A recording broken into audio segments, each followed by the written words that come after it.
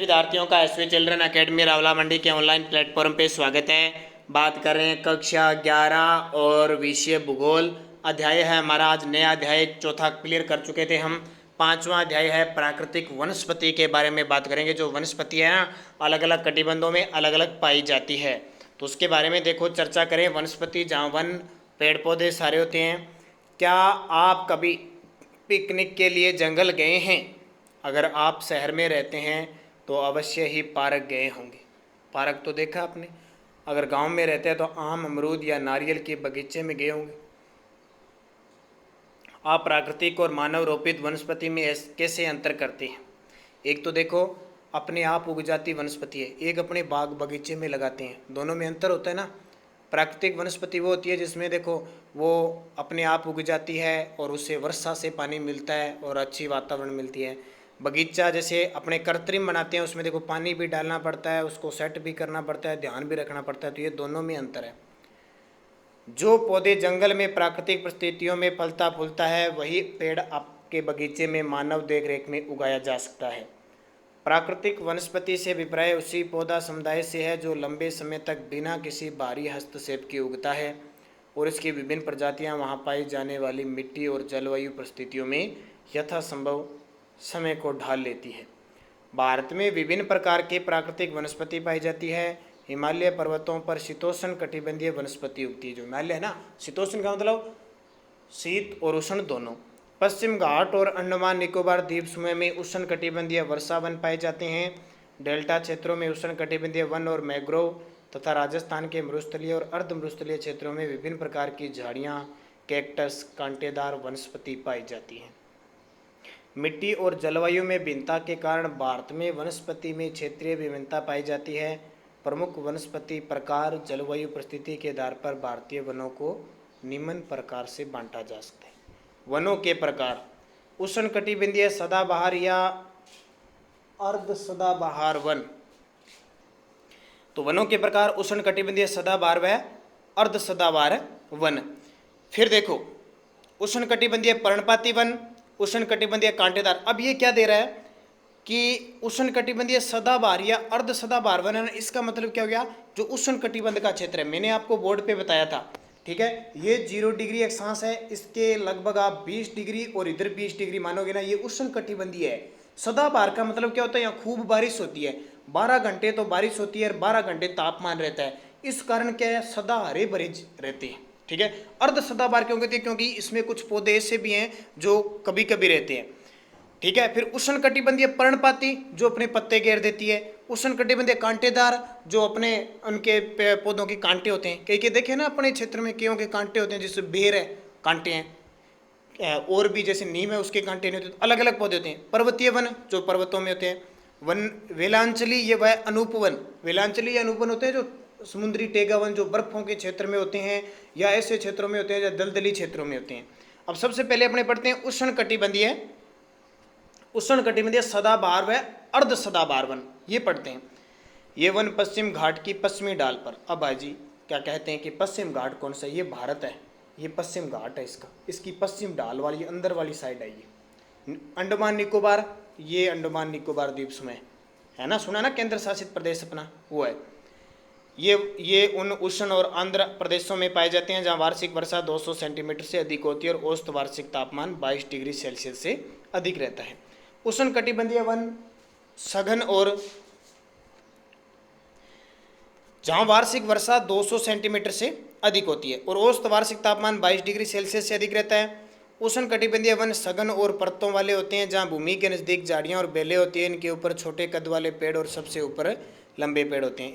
इन वनों में वृक्षों की जो लंबाई होती है वो 60 मीटर या उससे भी अधिक हो सकती है। चूँकि इन पेड़ों के पत्ते झड़ने, फूल आने और फल लगने का समय अलग अलग है, इसलिए ये वर्ष भर हरे भरे दिखाई देते हैं। इनमें पाई जाने वाले मुख्य प्रजातियाँ रोजवुड, महोगनी, एनी और एबनी। ये देखो है ना, इस तरह के सदाबहार ही रहते हैं। कौन से बहार? सदाबहार, ठीक है। समझ में आ गई ना बात? फिर देखो आगे क्या कहता है ये चित्र देख लो। सदाबहार वन कहाँ कहाँ पाए जाते? देखो यहाँ खूब बारिश होती है और ये देखो तट यहाँ पे। अर्ध सदाबहार वन इन्हीं क्षेत्रों में अपेक्षाकृत कम वर्षा वाले भागों में पाए जाते हैं। वन सदाबहार और आर्द्र पर्णपाती वनों के मिश्रित रूप है। इनमें मुख्य वृक्ष प्रजातियां साइडर, होलक और केल है। अंग्रेज भारत में वनों की आर्थिक महत्ता को समझते थे, इसलिए उन्होंने बड़े पैमाने पर दोहन करना शुरू कर दिया। इससे वनों की संरचना भी बदलती चली गई। गढ़वाल और कुमायूं में पाए जाने वाले ओक के स्थान पर चीड़ के पेड़ लगाए गए, जो रेल पटरी बिछाने के लिए आवश्यक, यानी परिवर्तन कर दिया। जो जो अंग्रेजों को पेड़ पौधों की लकड़ियाँ चाहिए थी ना, उनको उगाना शुरू कर दिया। चाय, कॉफ़ी, रबड़ के बागान लगाने के लिए भी वनों को साफ किया गया। लकड़ी उष्मारोधक होती थी, इसलिए अंग्रेजों ने इसका प्रयोग इस्तेमाल निर्माण में भी भरपूर मात्रा में किया। इस तरह से संरक्षण को भूलकर वनों का व्यापारिक इस्तेमाल हुआ।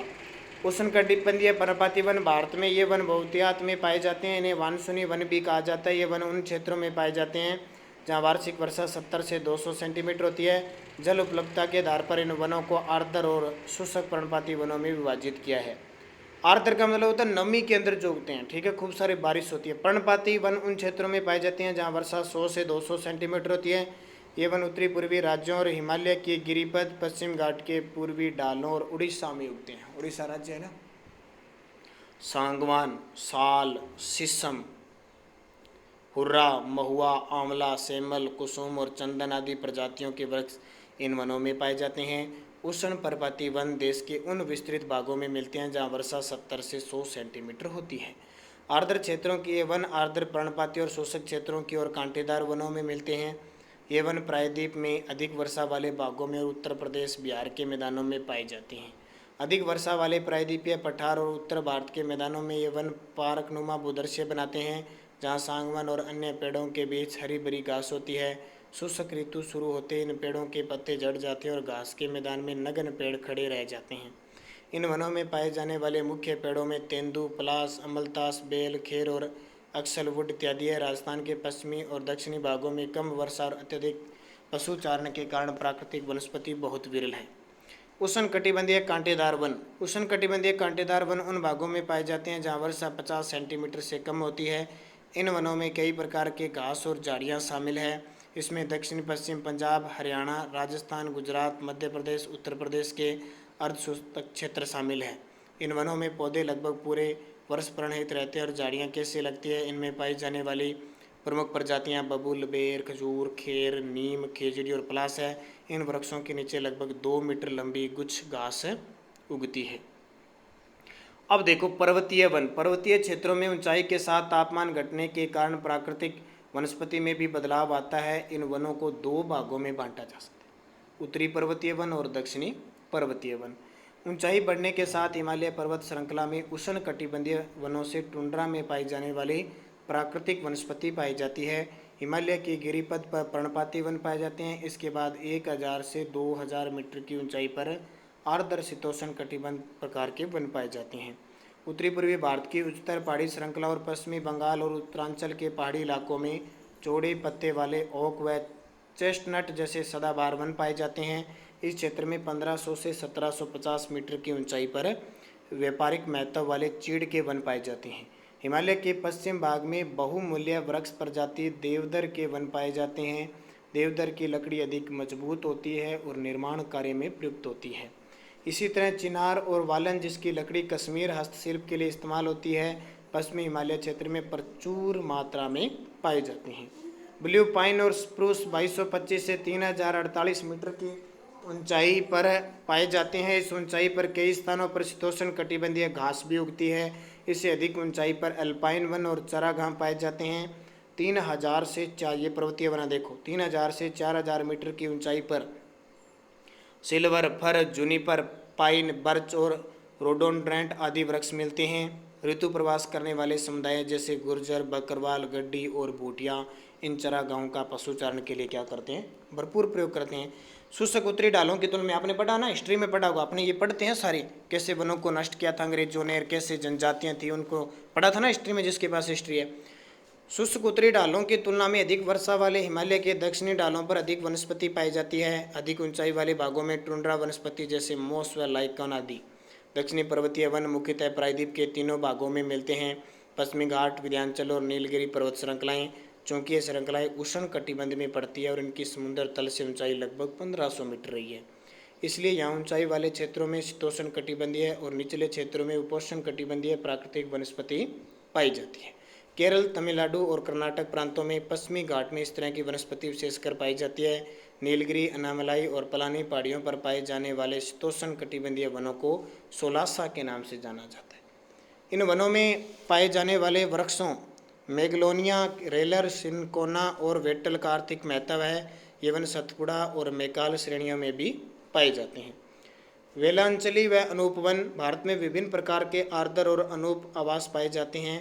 इसके 70% भाग पर चावल की खेती की जाती है और लगभग 39 लाख हेक्टेयर भूमि आर्द्र है। उड़ीसा में चिल्का और भरतपुर में केवलादेव राष्ट्रीय अभ्यारण्य अंतर्राष्ट्रीय महत्व की आर्द्र भूमियों के अधिवेशन रामसर अधिवेशन के अंतर्गत रक्षित जल कुक्कुट आवास है।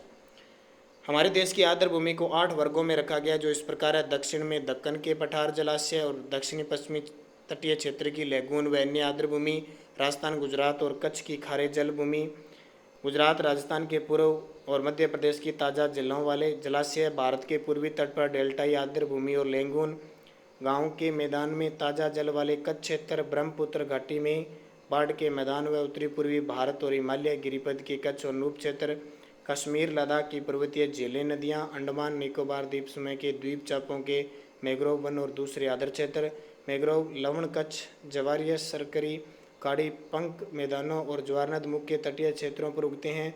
इनमें बहुत से लवण से न प्रभावित होने वाले पेड़ पौधे होते हैं। बांध, जल और ज्वारीय प्रवाह की संकरी खाड़ियों से आड़े तिरछे ये वन विभिन्न किस्म के पक्षियों को आश्रय प्रदान करते हैं। भारत में मैंग्रोव वन 6,740 किलोमीटर क्षेत्र में है, जो विश्व के मैंग्रोव क्षेत्र का 7% है। ये अंडमान निकोबार द्वीप समूह पश्चिम बंगाल के सुंदरवन डेल्टा में अत्यधिक विकसित हैं। इसके अलावा ये महानदी, गोदावरी, कृष्णा नदियों के डेल्टाई भाग में पाए जाते हैं। इन वनों में बढ़ते आक्रमण के कारण इनका संरक्षण क्या हो गया है, आवश्यक हो गया। अब कल हम पढ़ेंगे भारत में वन आवरण।